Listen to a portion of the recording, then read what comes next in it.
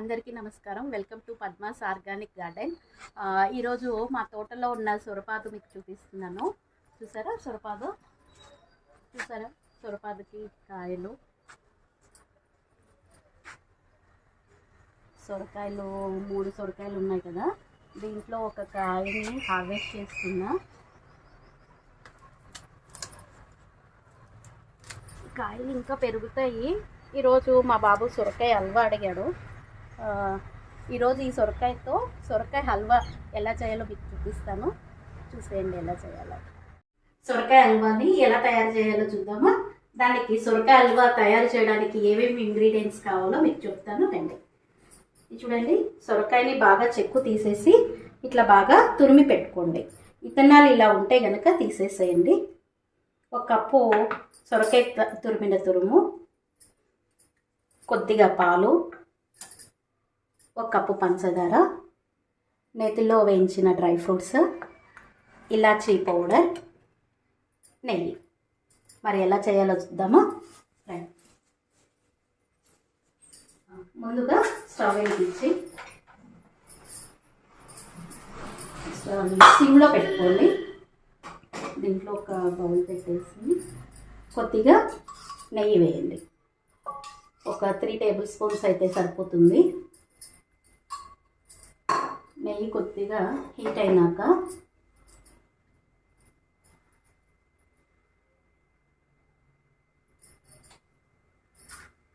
వేడైంది. దీంట్లోకి ఈ సొరకాయ తురుము అనేది వేసేయండి.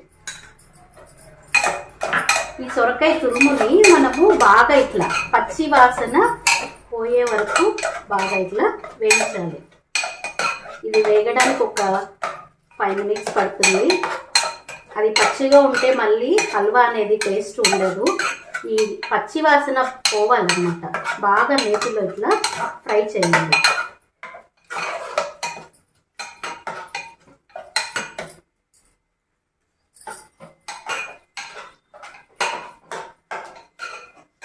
బాగా ఇట్లా ఫ్రై చేయాలి.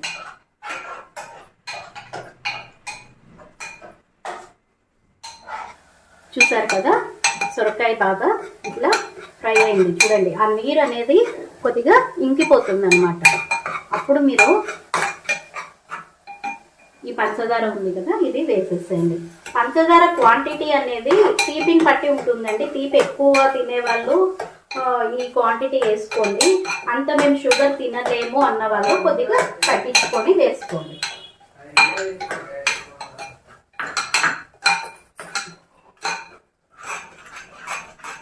ఇది మనకి అవ్వడానికి 5 నుంచి 10 నిమిషాలు పడుతుంది సిమ్లో. 5 మినిట్స్ అయిపోయింది కదండి.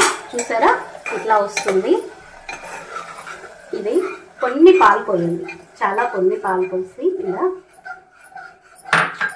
ఈ సొరకాయ హల్వాని మీడియం ఫ్లేమ్లో పెట్టుకొని ఉడికించండి. పాలు ఇప్పుడే పోసాం కదా, మళ్ళీ మూత పెట్టేద్దాం. ఇంకొక 5 మినిట్స్ ఇట్లానే ఉంచుదాం. 5 మినిట్స్ అయిపోయింది కదండి.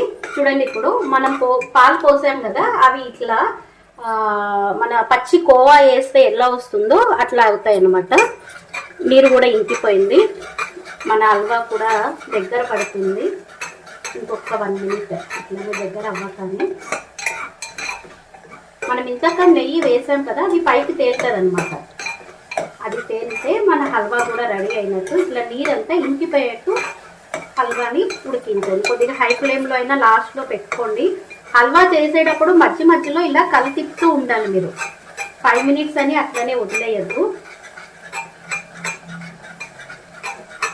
చూసారా, ఇప్పుడు నెయ్యి కూడా పైకి తేలుతుంది. మన హల్వా రెడీ అయింది. దీన్ని ఒక బౌల్లో తీసుకున్నాం. స్టవ్ ఆఫ్ చేసి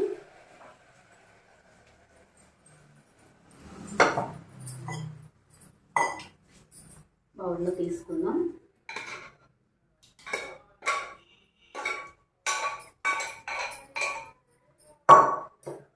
దీంట్లోకి ఇలాచీ పౌడర్ వేసేసేయండి.